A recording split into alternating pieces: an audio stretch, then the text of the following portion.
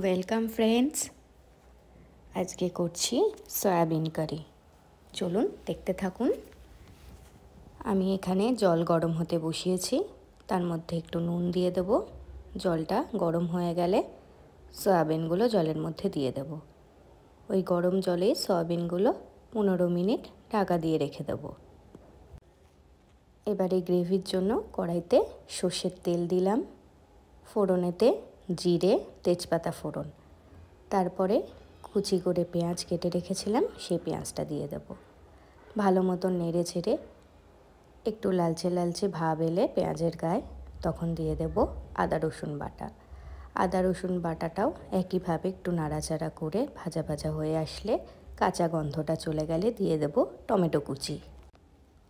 তারপরে সাথে সাথে দিয়ে দেব পরিমাণ মতো নুন, দিয়ে আবারও সমস্ত কিছুটা ভালো মতন নাড়াচাড়া করে অন্যদিকে একটা পাত্রে হলুদ গুঁড়ো, লঙ্কার গুঁড়ো, ধনে গুঁড়ো, অল্প সামান্য জল দিয়ে একটা পেস্ট রেডি করব।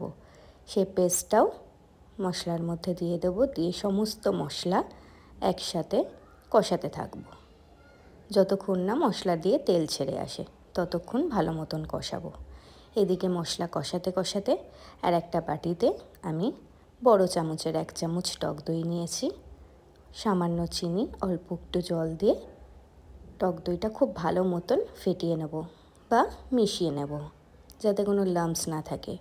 আর এইদিকে দেখুন বলতে বলতে আমাদের মশলাও কি সুন্দর কষে গেছে, কি সুন্দর রং এসেছে আর তেলটাও ছেড়ে দিয়েছে। তখনই সেই সময় দিয়ে দেব টক দইয়ের মিশ্রণটা। টক দইটা দেওয়ার সময় গ্যাসের ফ্লেমটা একেবারে লো করে দেব, দিয়ে ওই লো থাকা অবস্থাতেই ভালো মতন টক দইটা মিশিয়ে নেব। ভালো মতন মিশে গেলে তখন আপনাদের পছন্দ অনুযায়ী গ্যাসের ফ্লেমটা হাই বা লো করে নিতে পারবেন। তারপরে আমি দিয়ে দেব সয়াবিনটা। সয়াবিনটা এরকম ভালো করে নিগড়ে নিতে হবে যাতে কোনো জল না থাকে, তাহলে কি হয় যখন সেই মশলার মধ্যে দেব সয়াবিনের মশলাটা খুব ভালো মতন সয়াবিনের গায়ে ঢুকবে। সেই জন্যে এরকমভাবে নিগড়ে নিলাম। তারপরে সমস্ত কিছু ভালো মতন মিক্সড করে নিয়ে জল দিয়ে ঢাকা দিয়ে একটু ফুটতে দেব। অন্যদিকে আমি একটা ফোড়ন প্যান নিয়েছি, একটা গরম মশলা রেডি করব।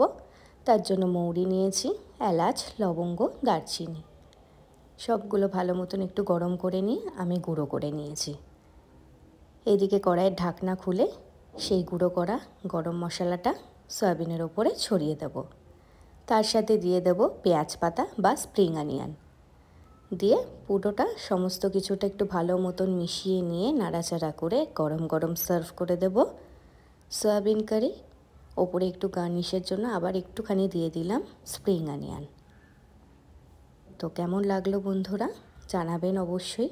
ভালো লাগলে চ্যানেলটিকে সাবস্ক্রাইব করে নেবেন, লাইক, কমেন্ট, শেয়ার করবেন।